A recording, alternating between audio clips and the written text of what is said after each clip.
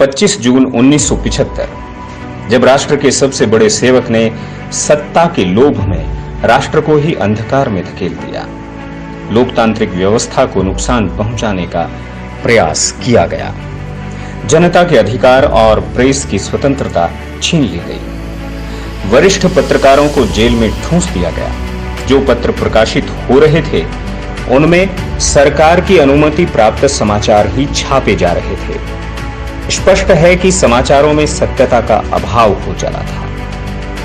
इसका विरोध कुछ समाचार पत्रों में मुख्य पृष्ठ को खाली छोड़कर जताया गया। ऐसे विकट समय में स्वयंसेवक ही थे जिन्होंने कलम के सच्चे सिपाही का धर्म निभाया।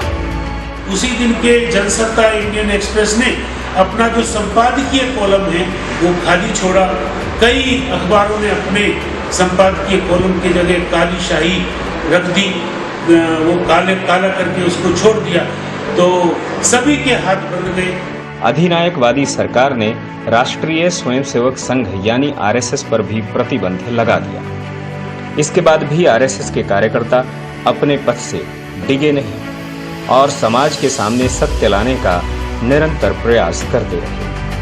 गांव से लेकर शहर तक के सभी धार्मिक त्योहार, भजन कार्यक्रम, चिकित्सा, शिक्षा कक्षाएं, युवा क्लब आदि सब जन जागरण का माध्यम बन गए। एक बार आगरा के अंदर एक विदेशी प्रतिनिधि मंडल आया, उनके लिए बहुत अच्छी व्यवस्था करनी थी, तो कार्यकर्ता गए, कैसे जाएं?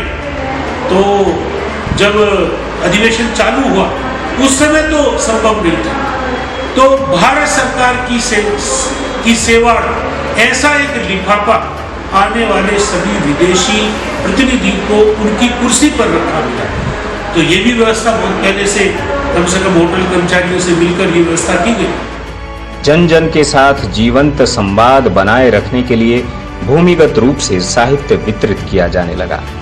संघ के कार्यकर्ताओं के घरों में गुप्त रूप से छपाई मशीनें लगाई गईं और साहित्य की प्रतियां तैयार कर जनता में वितरित की जाने लगी। देश भर में सैकड़ों नामों से पाक्षिक पत्र निकलने लगे। जैसे राजस्थान के जयपुर से पिंक सिटी नामक पत्र गुप्त रूप से छापा जाता था, जिसकी वितरण संख्या 78,000 तक पहुंच गई। जिला स्तर के समाचार पत्रों का संप्रेषण प्रांतीय स्तर पर होता और उन्हें केंद्र भेज दिया जाता। केंद्र से ही अखिल भारतीय केंद्रीय विज्ञप्ति सभी प्रांतों को भेजी जाती। संघ के स्वयंसेवकों का व्यवस्थित तंत्र सुचारू रूप से इस काम को कर रहा था। यहाँ तक कि विदेशी संवाददाता भी भूमिगत पत्र से समाचार संकलन करते। स्टैग्नोस्टाइल करके एक मशीन खरीदी गई थी, उससे और 1 पेज 2 पेज का समाचार, किसी का नाम सच्चाई लिख दिया, किसी का संघर्ष लिख दिया, किसी का ललकार लिख दिया, और उसको लेकर के हम यहाँ प्रबुद्ध लोगों को बांटते थे। और लोगों की बड़ी दिलचस्पी रहती थी कि अखबार इसमें क्या आया है, क्योंकि बाकी अखबार तो कुछ छाप नहीं पाते थे। तो हाथ से लिखना, उससे निकालना, रातों रात उससे पेपर निकालना और उन पेपरों को प्रमुख स्थानों तक पहुंचाना, मैसेज देने के लिए पुलिस स्टेशन के सामने भी चिपका कराना। साहित्य के माध्यम से जन आंदोलन को गति देने में केंद्रीय संदेश पत्र सत्य समाचार की बड़ी भूमिका है। इसे बुलेटिन के रूप में नियमित रूप से दिल्ली से प्रसारित किया जाता। प्रशासनिक मशीनरी के भरसक प्रयासों के बावजूद इस समाचार प्रसारण को न रोका जा सका। सत्य समाचार के माध्यम से इंदिरा गांधी के तानाशाही शासन का काला चिट्ठा लोगों तक पहुंचाया गया। डॉक्टर सुब्रमण्यम स्वामी और मकरंद देसाई, ये 2 संघ के कार्यकर्ता गए थे और इन्होंने अमेरिका में फ्रेंड्स ऑफ इंडिया इंटरनेशनल इस संस्था की स्थापना की और उसका एक सत्यवाणी नाम का पत्र निकाला। सत्यवाणी न्यूज करके वो उसमें लेख भी देते थे और सत्यवाणी अखबार भी जो है वो दिल्ली एयरपोर्ट पर कभी हांगकांग से, कभी कनाडा से, कभी अमेरिका से, कभी लंदन से अलग अलग फ्लाइट से आता था और यहाँ करके अपने जो बड़े नेता थे उनके पास जेलों में जाता था। भूमिगत स्वयंसेवक सच्चे पत्रकार का धर्म तब निभा रहे थे जब संघ सीधे सीधे प्रशासनिक अधिकारियों के निशाने पर था। इतना ही नहीं, लगभग 1 लाख से अधिक स्वयंसेवकों को जेल भेजा जा चुका था। हम पहले भी बता चुके हैं कि संघ कार्यकर्ता त्याग, समर्पण, साहस और संकल्प की प्रतिमूर्ति होते हैं, जो संघ की शाखा रूपी भट्टी में तैयार किए जाते हैं। ऐसे वीर युवाओं को झुका पाना, उनका संकल्प तोड़ पाना संभव नहीं है। संघ की इसी शक्ति ने इंदिरा गांधी को कमजोर साबित कर दिया। आज हमारा ध्यान बार बार लोकनायक जयप्रकाश नारायण की ओर जा रहा है।